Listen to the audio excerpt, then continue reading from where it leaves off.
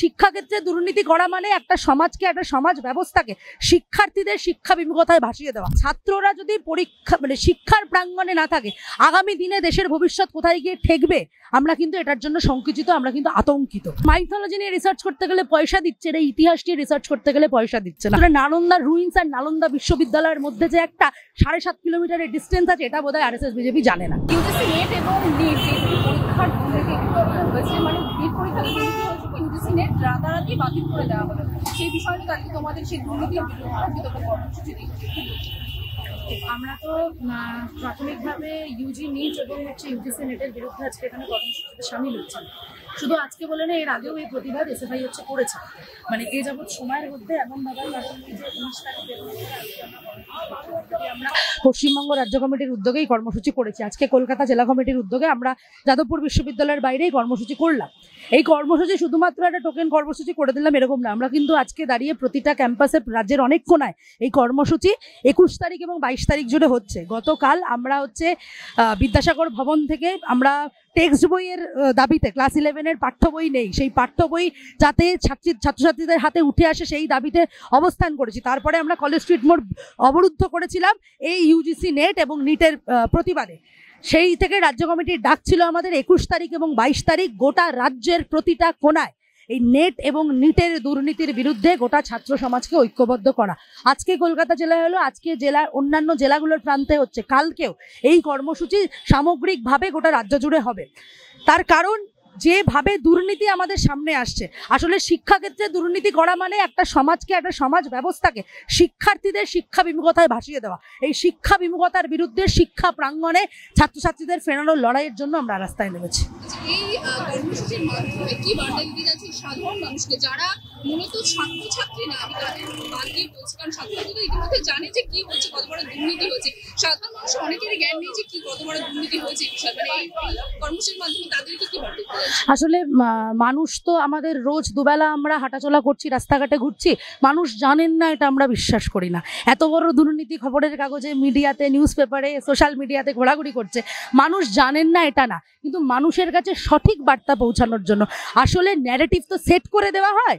এই কর্মসূচির মধ্যখানেই গিয়ে আমাদের একজন এসে বললেন, তারা পরিচিত আমাদের আরএসএসের লোক এই অঞ্চলের, তারা এসে বললেন যে মোদিজিকে কিছু বলছে না। আসলে ন্যারেটিভটা তো সেট করে দেওয়া হচ্ছে, সত্যিটাকে উন্মোচন করা সেটা কিন্তু এসএফআই এর কাজ।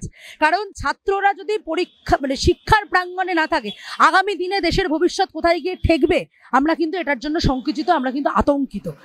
কারণ ক্যাম্পাসে ছাত্রছাত্রীরা না থাকলে, এই যে যাদবপুর বিশ্ববিদ্যালয়, কলকাতা বিশ্ববিদ্যালয়, অন্যদিকে সংস্কৃত প্রেসিডেন্সি আর রবীন্দ্রভারতী, এই যে বিশ্ববিদ্যালয়, এখানে তো রিসার্চ হয়, রিসার্চ স্কলার হওয়ার জন্যই তো নেট পরীক্ষাটা দিতে হয়।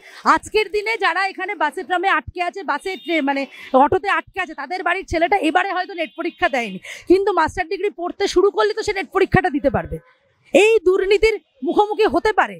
আসলে আগামীর ভবিষ্যৎ যেন নষ্ট না হয়, সেই জন্য সাধারণ মানুষের কাছে সঠিক বার্তা, আরএসএস বিজেপির ন্যারেটিভকে নস্যাৎ করে সঠিক বার্তা পৌঁছানোর জন্য আমরা রাস্তায় নেমেছি। সাধারণ ছাত্রছাত্রীদের পরীক্ষার উপর ভরসা নেই বলেই আমি একটু ভেবে দেখার জন্য অনুরোধ করছি, যারা তোমাদের মাধ্যমে আমাদের কথা শুনতে পাচ্ছে।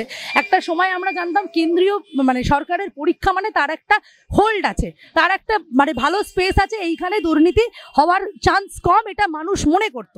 কিন্তু পরীক্ষা হয়ে যাওয়ার একদিন পরে, 24 ঘন্টা পরে, প্রায় 28 ঘন্টার কাছে গিয়ে টনক নড়লো, এনটিএর টনক নড়লো যে ইউজিসি নেটের প্রশ্নপত্রটা ফাঁস হয়েছে। তাহলে 6 মাস, 7 মাস, 2 বছর, 3 বছর ধরে যে ছেলেমেয়েগুলো পড়াশোনা করে নেট পরীক্ষাটা দিল, সে তার সাবজেক্টটা নিয়ে গবেষণা করতে যায় বলে, তাহলে সেটা তার অন্যায়, তাহলে সেটা তার দোষ। এই যে মেরিটকে ধ্বংস করা, মেরিটকে নষ্ট করা, আমরা তো এর আগে দেখেছি অনেক পরীক্ষায় দুর্নীতি হচ্ছে, কিন্তু সেখানে দাঁড়িয়ে এইটাও আমরা দেখেছিলাম নর্মালি দিল্লি বোর্ডের আইসিএসসি সিবিএসসি পরীক্ষায় গিয়ে কোয়েশ্চেন পেপার লিক হচ্ছে, পরীক্ষা 10 মিনিট, 15 মিনিট, আধ ঘন্টায় বন্ধ করে দেওয়া হচ্ছে। এক পরীক্ষা শেষ হয়ে গেল, প্রায় আর 48 ঘন্টা হতে যাবে, প্রায় 30 ঘন্টা অতিক্রান্ত, তখন টনক নড়েছে যে একটা পরীক্ষার প্রশ্নপত্র লাভ হচ্ছে। এগুলো তো উন্নাসিকতা, এগুলো তো কেন্দ্রীয় সরকারের উন্নাসিকতা যে পরীক্ষা হচ্ছে তো হচ্ছেই, আসলে প্লেসমেন্ট তো হবে না।